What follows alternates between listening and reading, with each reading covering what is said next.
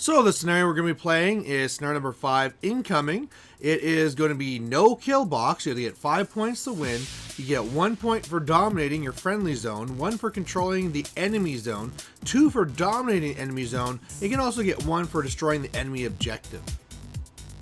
Alright, this is the first game of the King of the North tournament, and it was a hard way to start because I am up against Tyler. He is the captain of the Moose team for Team Canada, and yeah, that's not an easy way to start a tournament. Now, for the pairing, I have my Magnus2 and also Constance. He had Virus2 and Rayvn, and I really kind of figured he was going to go with the Rayvn, just try and shoot me down. And so I decided to go with my Magnus list because I have some stealth in here, and I can hopefully survive it. I also get a little bit higher armor with Magnus here. And so it looks like I called this right, and this is going to be a little bit tough. He has, of course, the 3 units of the Mage Hunter Assassins. He has the Dragoon, also has a Hyperion, and really in this game here, I am going to refuse to be assassinated. He did get initiative, and so he's going to be taking first turn. Of course, with a tier, he gets +1, so it's what you expect, and that's why you see Magnus way at the back. So what the plan is going to be is that I plan to engage him with the press gangers first. They're going to get shot up. Next up, I'm going to try getting into him with some tough Risen. My stealth guys can get in there, hopefully start tying him up and killing him. And then once I feel safe, then Magnus comes up, starts popping feet. I start going for scenario, and that's really going to be the answer here. I mean, unless he makes a mistake and I'm allowed to get my Kayazi onto Rayvn, this is probably going to be more of a scenario victory for me if it's going to be anything. So he goes first, and he puts Snipe onto the right unit. They shoot into the press ganger. His dice are a little bit below average. I get a few corpses, but overall, not too bad. You know, I feel okay with this. So on my turn then, I really am just running forward. I do not have him locked down yet, so Magnus is not going anywhere. I think honestly I could have gone up a bit, but again, I just want to take no chances. I really have my Eliminators set up on the right so they can charge in, my Assassins set up so they can go in. I have Midwinter set up so that he has stealth. I have, you know, I put up there my Alexia. Now I realize Alexia might really get shot down and killed, but I need her up there to kind of be more of a target, to kind of take the shots off other things, and then as well be there to, of course, get corpses. I do have a shield guard, so I can take away some of this. As well, I'm hoping he's going to put some shots into the Nomad, but he's probably not going to. So on his turn, this is kind of a crazy one. First of all, it turns out he really doesn't like the idea of my Nis Hunter. So he drops Snipe, puts it onto the left unit. They're going to spend a lot of their time shooting at my Nis, pretty much wiping them out. Only 2 left. Otherwise, he's going to go for some shots onto Alexia, not really getting anything. Then Narn comes in, and out of all of his models, I completely missed the fact that he had Narn. Luckily, Narn misses the first attack, hits the second one. I lose pretty much all my Risen to keep myself alive, and then stay alive, so thank goodness. Otherwise, what happens is that, yeah, basically my press gangers get destroyed, but you can see in the back all the Risen I'm going to get, and that's going to really help. So now I feel with me being able to charge in, I should tie up enough stuff that Magnus should be able to start moving forward. So that's what I do. You can see that Magnus is kind of coming here to the right, making sure that Dragoon has no way to get to me. Failed some charges, kind of looked at what my threats of 9 and 10 inches would be with my Kayazi and my Eliminators. So I didn't quite kill and engage as much on the right as I'd hoped, but I still did kill quite a bit. Of course, all the Risen's in there. They're all tough. Everything's getting engaged, and the Nomad's getting up there too. So in his turn, the Dragoon on the right that I failed to kill by charging Assassins, and he's really going to be a problem. If I want to be controlling that zone, I need him dead. He strikes back, he kills a guy, really across the board. He's just slaughtering my Rayvn, but you know, that's fine. That's why they're there, so kills a bunch of them. He tries again to try and kill Alexia, doesn't really work out for him, so I'm still alive, gonna get more Rayvn, and overall not too bad. This is the second time he's gone to try and do his big crit consume with his Hyperion and failed, so that's gonna work well for me.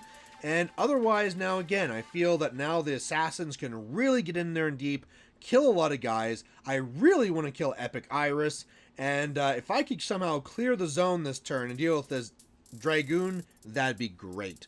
So one of the things I thought about doing is taking my Jack here, my Nomad rather, and if I load him up with focus and I cast mobility, then he can charge over and get to this Dragoon on the right. However, as I started looking into it, it's just not going to work, because in the way that I need this to happen, I want Magnus to kind of go after, but I kind of need him to do mobility. So I had to kind of change that idea. So what happens here is that instead of going there, he more kind of goes forward. I'm talking about the Nomad here. Kills one of the guys. Alexia has been killing some guys on her own too. We have all these tough Rayvn all mixed in there again. Assassins killing guys. But one of the things I failed to do was kill Epic Iris. I'm right on her, tried to kill her, but I just could not roll it. Now, unfortunately, talking about rolling, this hill meant that a lot of our guys were rolling off, so it's making it a little bit hard to put guys places. Moved up Orin Midwinter. He tried to do a chain lightning, didn't really work. What can you do? But the best thing is on the right. I go up there with the assassins. They're able to unhorse the Dragoon. Then I put a bullet dodger, come over, use my spray gun to hit one of the assassins and his now dismounted rider, boost, and kill him. So that's now really great. I'm not scoring yet, but I'm in a position where I could score later on. So on his turn, he uses Hyperion to kill Alexia, kills off a lot of my Rayvn, so the whole recursion thing is kind of dead, but I'm sitting in a pretty good spot here. He doesn't kill off a lot more things. I still have my assassins, and so really after this turn, I'm thinking this is great. He's getting a little bit defensive. He's putting a lot of guys around Rayvn because he does want to get charged and killed with a mini feat, and so now this is great. Now this is where I know I can get into the right zone, I can try and destroy the objective, and start scoring some real points.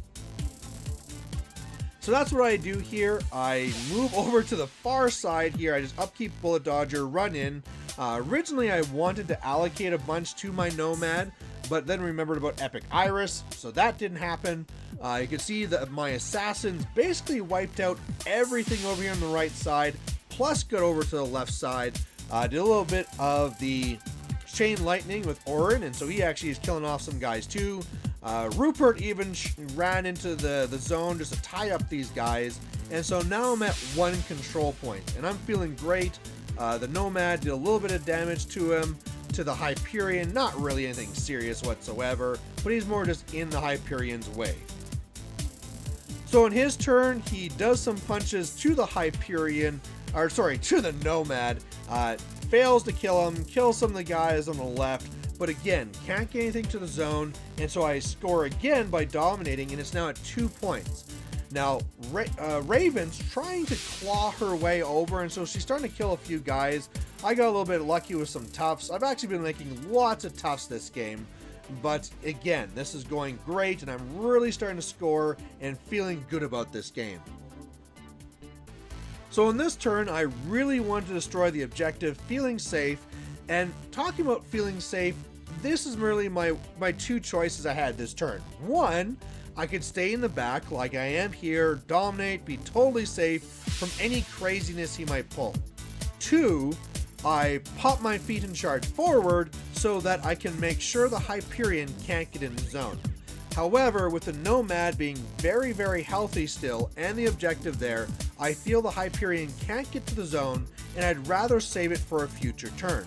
I actually felt good that I went with the safe thing because I went after the objective with a lot of my stuff and failed. I left it on about 4 boxes, killed more guys, and so now I'm at 3 points, and now at 3 points, it's like, wow, if he does not get anything to the zone this next turn, I just win. Well, he got something to the zone. Rayvn, basically what happens is that she's able to ninja her way around and is able to kill off my Nomad, which then allows Hyperion to trample into the zone. And now this is horrendous.